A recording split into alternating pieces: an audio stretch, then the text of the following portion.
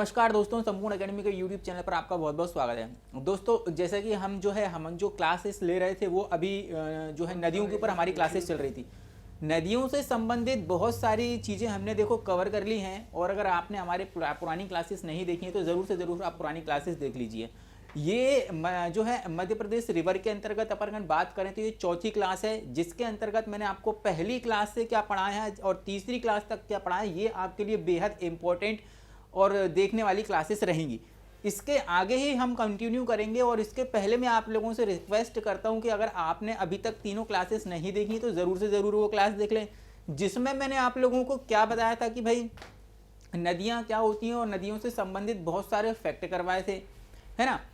दूसरी क्लास में मैंने आप लोगों को नदियों से संबंधित उत्तर की ओर बहने वाली नदियां, दक्षिण की ओर बहने वाली नदियां, ये सारी क्लासेस करवाई थी, और एक बेसिक स्ट्रक्चर हमने देखा था। एक बेसिक स्ट्रक्चर के अंतर्गत हमने ये देखा था कि उत्तर की तरफ कौन सी नदियां बह रही हैं और दक्षिण की तरफ कौन सी, पूर्व की तरफ कौन सी, पश्चिम की तरफ कौन सी। अब जो है आपका तीसरी क्लास के अंदर हमने ये देखा था, देखो नर्मदा नदी जो हमारी सबसे प्रमुख नदी, उसको तो हमने पहली वाली क्लास के अंतर्गत ही कंप्लीट कर लिया था विथ डायग्राम, विथ मैप के माध्यम से पूरा रिवर तंत्र उसका देखा था हमने, अपवाह तंत्र के बारे में बात की थी। चंबल की अगर अपन बात करें, चंबल की नदी की अगर बात करें, उसके भी नदी तंत्र की, अपवाह तंत्र की, ट्रिब्यूटरी वगैरह सारी चीज़ें उस पर देख ली थी। जो भी परियोजना चल रही थी, अगर कोई बांध बने थे, ये भी मैंने आप लोगों को पूरी मैपिंग करवा दी है। तीसरी क्लास में मैंने आप लोगों को जो है यही चंबल नदी के बारे में बताया था। अब चौथी क्लास की अगर अपन बात करें तो आज अपन क्या पढ़ेंगे, बेतवा नदी के बारे में पढ़ेंगे, और बेतवा नदी से संबंधित सारी की सारी जानकारी आप लोगों को मिल जाएगी। उसके हम प्रवाह तंत्र की भी बात करेंगे, कौन कौन सी नदियां उसके अंतर्गत, उसकी सहायक नदियां भी बात करेंगे, कौन कौन से जलप्रपात बनाती है, कौन कौन से जिलों से होकर बहती है, ये भी आप लोगों के साथ में मैं डिस्कस करूंगा। देखो बहुत ही बेसिक तरीके से मैं चीज़ों को पढ़ाता हूं, क्योंकि मुझे पता है कि कोई भी बच्चा ये क्लास देखेगा तो कोई नया बच्चा भी होगा तो बहुत आसानी से उसको ये चीज़ें समझ में आ जाएंगी, है ना। अब अपन बात करते हैं, देखो मध्य प्रदेश के अंतर्गत आप एक मैप बना लीजिए, मैं भी एक मैप बना लेता हूँ, है ना। एक हम मैप बना लेते हैं छोटा सा।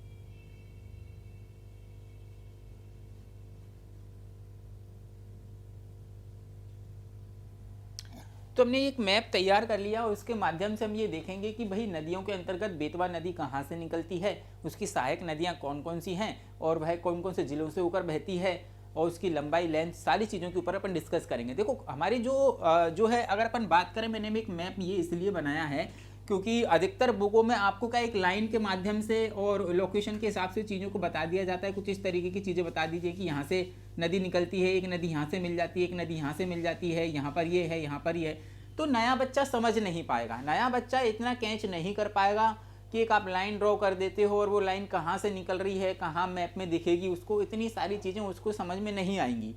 हम इसलिए मैप के अंतर्गत ये सारी चीज़ें देख रहे हैं कि कोई नया बच्चा भी है तो बहुत आराम से समझ सकेगा उस चीज़ को। तो मैं एक लाइन के हिसाब से तो नहीं बताऊंगा, मैं मैप के अंतर्गत ही आपको लोकेट करके बताऊंगा, और उसके अंतर्गत ही हम सारी चीज़ें क्या करेंगे, मैप के माध्यम से सीख लेंगे, जिससे आपको बहुत अच्छी चीज़ों से तरीके से समझ में आ जाएगा। अब देखो आपको पहले तो ये एक काम करना है कि एक मैप आपके अपने हाथ में रखना है। क्या करना है, एक मैप आपके हाथ में रखना है। नया बच्चा है तो ज़रूर से ज़रूर वो मैप को अपने हाथ में रखे और चीज़ों को सीखने की कोशिश करे। पुराने बच्चे हैं तो उन्हें एग्जैक्ट लोकेशन याद रहती है कि कौन सा जिला कहाँ पर है ना। तो आइए अपन बात करते हैं, सबसे पहले कुछ इसके फैक्ट देख लेते हैं, फिर अपन डायग्राम के माध्यम से बात करेंगे। इसका जो उद्गम होता है, उद्गम की अगर अपन बात करें तो कुमारगांव रायसेन से, कुमारगांव रायसेन से है। अगर इसकी अपन लेंथ की बात करते हैं, इसकी लंबाई की अगर अपन बात करते हैं तो दोस्तों इसकी जो टोटल लंबाई है वह 480 किलोमीटर, लेकिन मध्य प्रदेश की अगर अपन बात करें तो मध्य प्रदेश में 380 किलोमीटर के लगभग ही है बहती है ना। अगर अपन बात करें तो इसके मुहाने की अगर अपन बात करें तो यह जो है आपका जो है यमुना में जाकर मिल जाती है, यमुना में जाकर मिलती है जो है आपका यूपी में, है ना, यूपी के अंतर्गत ये यमुना में जाकर मिल जाती है। इसकी सहायक नदियों की अगर अपन बात करें, सहायक नदियाँ कौन कौन सी हो जाएंगी, इसकी बीना हो जाएगी, धसान हो जाएगी। अभी अपन पढ़ेंगे बीना कहाँ से निकल रही, धसान कहाँ से निकल रही, जामनी नदी कहाँ से निकल रही है, ये सारी की सारी इसकी सहायक नदियाँ जिस पे अपन बात करेंगे। अगर इसकी परियोजनाओं की बात करें, इस पर कौन कौन सी परियोजना बन रही हैं, तो इस पे अगर अपन बात करें तो विदिशा के अंतर्गत एक परियोजना है जिसे हलाली परियोजना के नाम से जाना जाता है। हलाली परियोजना के नाम से भी जाना जाता है। इसका अन्य नाम है सम्राट अशोक परियोजना, सम्राट अशोक परियोजना के नाम से भी इसे जाना जाता है। वहीं अगर अपन बात करें यूपी के अंतर्गत, यहाँ अगर अपन बात करें तो भाई बहुत ही फेमस आपकी परियोजना है, एक राजघाट परियोजना है जो कि यूपी के अंतर्गत आती है। राजघाट परियोजना है, माता टीला परियोजना है, माता टीला परियोजना, दोनों ही परियोजना बहुत ज़्यादा मात्रा में एग्जाम में आती हैं, यूपी के अंतर्गत हैं। बेतवा नदी के ऊपर ये बनी हुई है, बेतवा नदी के ऊपर ये बनी हुई है दोनों ही। पारीछा बांध की अगर अपन बात करें, पारीछा बांध ये झांसी में है, झांसी के आसपास की लोकेशन पर ये पड़ता है, ये भी आपका बेतवा नदी के ऊपर बना हुआ है। तो अपन ने बहुत सारी चीज़ें इसमें देख ली हैं। ये आपके वन फैक्ट, प्रीलिम्स फैक्ट जो आपके बनते हैं, अन्य एग्जामों में जो फैक्ट बनते हैं वो सब यहाँ से आपको देखने को मिलेंगे, है ना, कि भाई इसकी सहायक नदियाँ क्या हैं। अगर अपन बात करें हम सागर की, अगर अपन बात करें तो ये सागर से भी बहती है। देखो अगर अपन बात करें, एक तो रायसेन से तो इसका उद्गम ही है, फिर ये आपका सागर चली जाती है, सागर में आती है, फिर आपका विदिशा अशोकनगर होती हुई क्या हो जाएगी आपकी, ये यूपी में चली जाएगी और यूपी में जाने के बाद ये यमुना में मिल जाएगी, है ना। ये सारी की सारी चीज़ें अपन देखेंगे। अभी मैंने प्रीलिम्स फैक्ट की ही बात की, इसी अभी मैं डायग्राम के माध्यम से आपको समझाऊंगा कि ये नदी कहाँ से निकल रही है और कहाँ जाके मिल रही है, एग्जैक्ट लोकेशन की हम यहाँ पे चर्चा करेंगे। ये सारी की सारी चीज़ें आप लोगों को उतारना हो आप उतार लें, या इसका स्क्रीनशॉट खींच लें, या वीडियो को पॉज करके देख लेना जब भी आप इसको देखें, है ना। तो बहुत अच्छी तरीके से मैं आप लोगों को बहुत ही शानदार तरीके से चीज़ों को समझाऊंगा। अब अपन आगे की बढ़ते हैं, मेरे आगे की तरफ बढ़ते हैं मेरे दोस्तों। अपन देखते हैं कि भाई ये इसका उद्गम कहाँ से है ना। मैप के अंतर्गत अपन इसकी लोकेशन देखते हैं, है ना। तो सबसे पहले अपन बात करेंगे, आपको ये पता होना चाहिए कि मध्य प्रदेश में जो हमारा रायसेन है वो कहाँ आता है। अब देखो हम यहाँ पर बात करते हैं, यहाँ पर हमारा पड़ता है मेरे दोस्तों रायसेन। कहाँ पड़ता है आपका, एग्जैक्ट ये लोकेशन आपका रायसेन यहाँ पड़ेगा आपका, है ना। ये जो आपकी ये वाली जो लोकेशन है, इसके सीधे में आपको यहाँ पर रायसेन देखने को मिलेगा, है ना।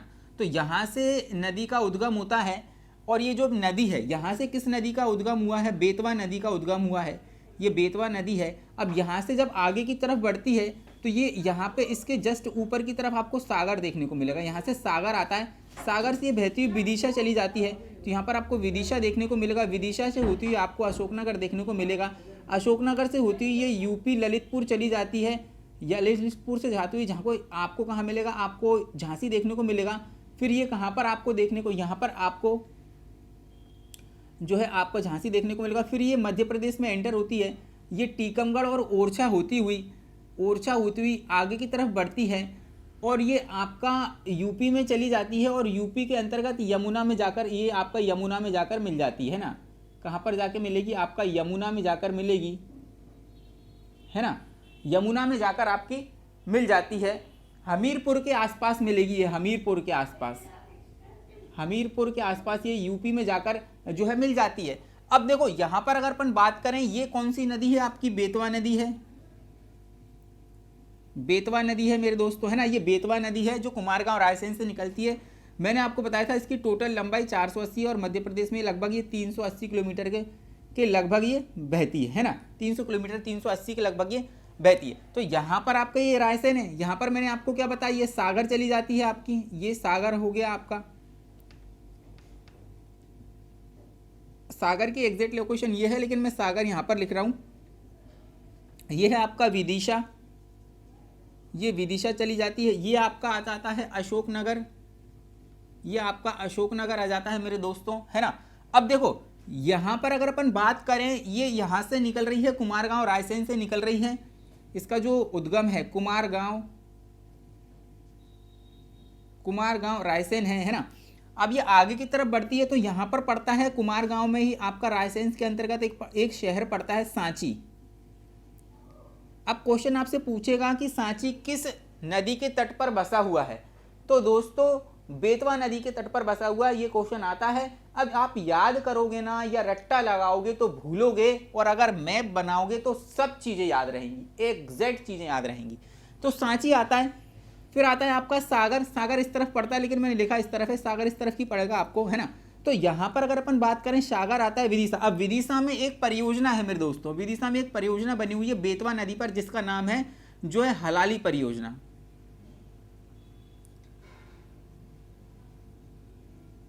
हलाली परियोजना, जिसे सम्राट अशोक के भी नाम से जानते हैं, सम्राट अशोक परियोजना के नाम से भी इसे जाना जाता है ना। सम्राट अशोक परियोजना के नाम से भी इसे जाना जाता है। आपको चीजें मुझे लगता है बेहद अच्छी तरीके से समझ में आ रही होंगी। बहुत बेसिक तरीके से मैं आप लोगों को चीजों को समझाने की कोशिश करता हूं, है ना, क्योंकि मुझे पता है कि नया बच्चा हमसे कैसे जुड़ेगा, है ना, क्लासेस देखेगा कैसे जुड़ेगा। मैं एक लाइन के हिसाब से आपको नहीं पढ़ाऊंगा कि यार एक लाइन निकाल देता हूं मैं जो बुक में दी रहती हुई है। अब बुक में क्या देखकर समझ में आ रहा है आप लोगों को कि वो लाइन कहाँ से जा रही है, कहाँ से निकल रही है। मैं एक मैप के माध्यम से आपको बहुत अच्छी तरीके से चीज़ों को समझाने की कोशिश कर रहा हूँ। आपकी जिम्मेदारी मेरे दोस्तों ये है कि आपको मुझे सपोर्ट करना। मैं ऐसे ही क्लासेस आपको सारी क्लासेस यहीं दे दूंगा, और जो है बहुत अच्छी तरीके से मैं आप लोगों को कंटेंट प्रोवाइड कर रहा हूँ, क्लासेस से दे रहा हूँ। आपको सभी चीज़ें समझ में आएंगी, लेकिन आपको मेरा सपोर्ट करना है, वीडियो को, क्लासेस को लाइक करना है, शेयर करना है, कमेंट भी करना है ना। इसलिए ये आपकी जिम्मेदारी रहेगी। ये आपका देखो सागर है, सागर के पास में ये एक छोटा सा कस्बा पड़ता है आपका बीना। यहाँ से बीना नदी निकलती है और सागर होते हुए आपका विदिशा के पास में ये आपकी बेतवा नदी में मिल जाती है ना। कहाँ मिल जाती है? आपकी बेतवा नदी में मिल जाती है। अब इसी नदी के किनारे, इसी नदी के तट पर आपके दो जलप्रपात आपको देखने के मिलेंगे जो सागर के अंतर्गत आते हैं। ये हमारा सागर रहा। अब सागर के पास में आपको दो जलप्रपात देखने को मिलेंगे। एक आपको देखने को मिलेगा राहतगढ़,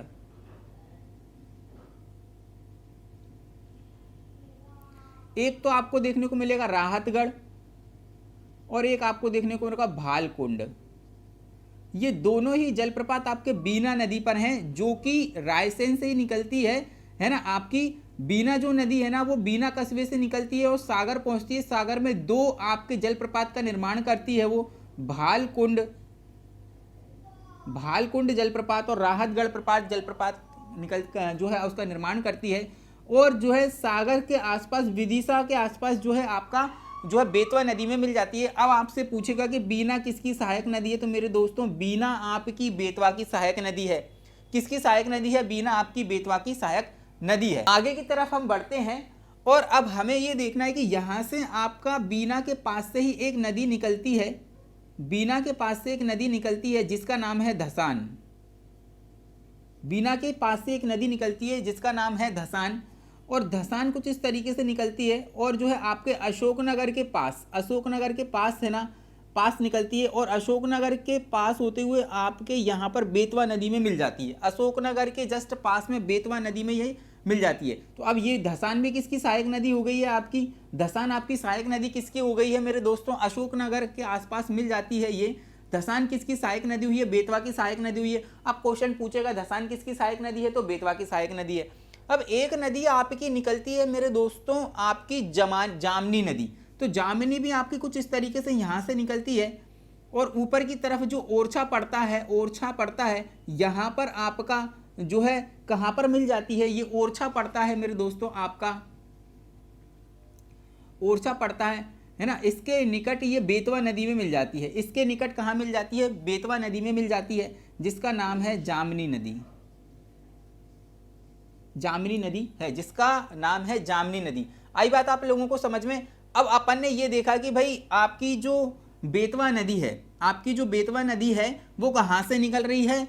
अब देखो जो है आपकी कुमारगांव रायसेन से निकल रही है, 480 लेंथ इसकी और 380 किलोमीटर मध्य प्रदेश के अंदर ये बहती है। मुख्य शहर कौन से पड़ रहे हैं? सांची पड़ रहा है, रायसेन है, सांची है, सागर है, विदिशा है, अशोकनगर है, ये सब के सब, ओरछा है, ये सब के सब कहां पर आते हैं आपके मेरे दोस्तों? ये बेतवा नदी के तट पर बसे हुए शहर हैं जो आपसे एग्जाम में एग्जामिनर पूछेगा, है ना। अब आप लोगों को याद रहेंगी ये सारी चीजें। आगे की तरफ अपन बढ़ते हैं मेरे दोस्तों, ये सारी की सारी चीजें आप लोगों को याद। आगे की तरफ अपन बढ़ते हैं दोस्तों, तो यहां पर क्या है? यहां पर आता है आपका ललितपुर, है ना, देवगढ़ और ललितपुर। तो यहां पर आपका कौन सी परियोजना यूपी के अंतर्गत मैंने आप लोगों को बताई थी? यूपी आ जाता है। यूपी के अंतर्गत एक मैंने आपको बताया था राजघाट परियोजना और एक माता टीला परियोजना। ये सब की सब आपकी जो है कहां पड़ती हैं? जो है यूपी के अंतर्गत पड़ती हैं। और जो है झांसी के अंतर्गत एक पारीछा बांध पड़ता है, पारीछा बांध, ये पारीछा बांध, ये भी आपका बेतवा नदी पर पड़ता है, झांसी में, है ना, झांसी में पड़ता है।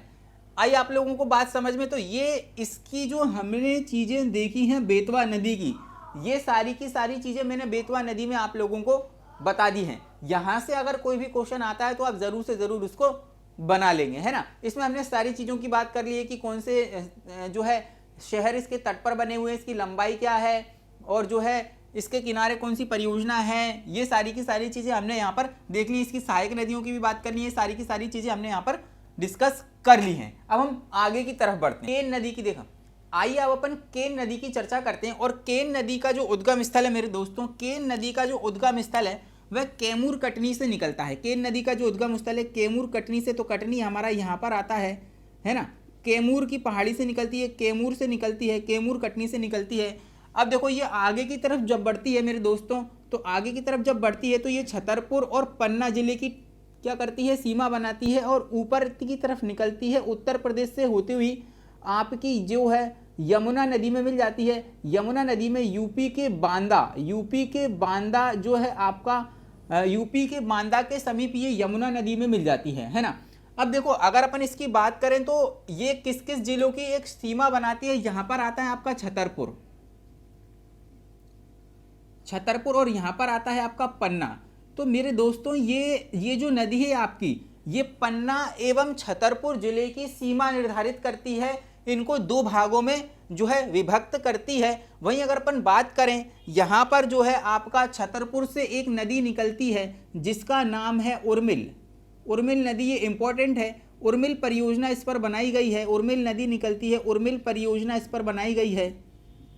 ये याद रखना कि उर्मिल परियोजना कहाँ पर है? तो मेरे दोस्तों छतरपुर में उर्मिल नदी पर बनाई गई है, जो कि आपकी किस नदी की, आपकी जो है कौन सी नदी की आपकी सहायक नदी है मेरे दोस्तों? तो ये कौन सी नदी है? आपकी केन नदी की सहायक नदी है ना, ये केन नदी की सहायक नदी। अब याद रखना ये केन नदी और केन नदी की सहायक नदी है उर्मिल, और जो कि छतरपुर से निकलती है और आपकी केन नदी में मिल जाती है, सहायक नदी है। और छतरपुर में एक जो परियोजना है वह उर्मिल परियोजना पूछी जाती है।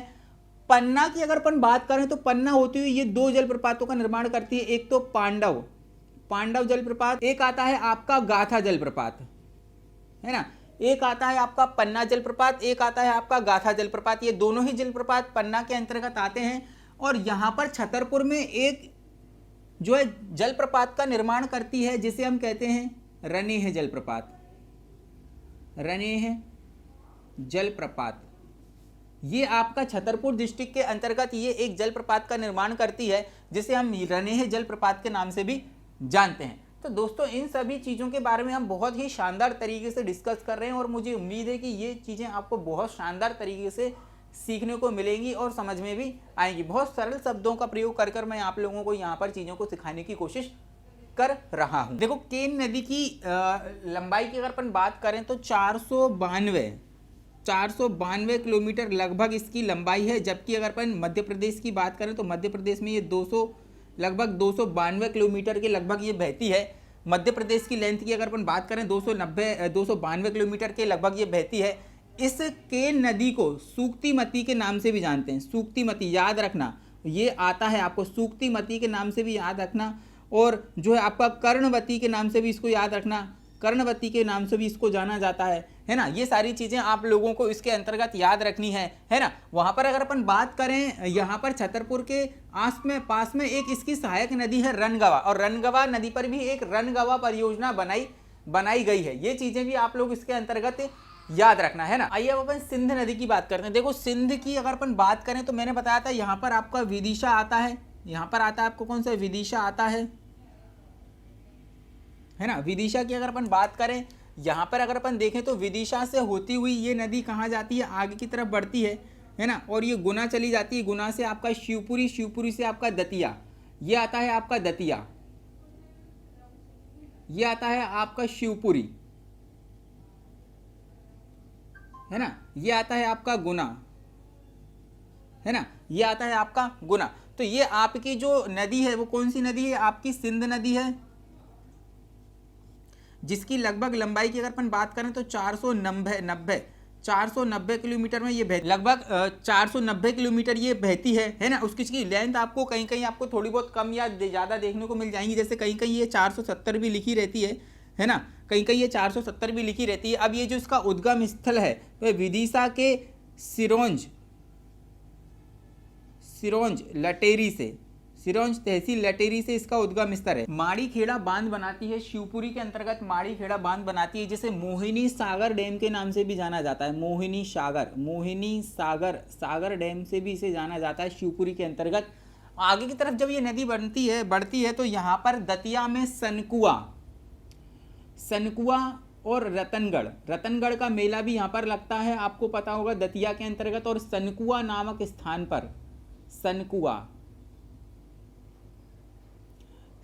नामक स्थान पर भाई ये एक जलप्रपात का निर्माण करती है, जिसे मोहक जलप्रपात कहते हैं। कौन सा जलप्रपात कहते हैं, मोहक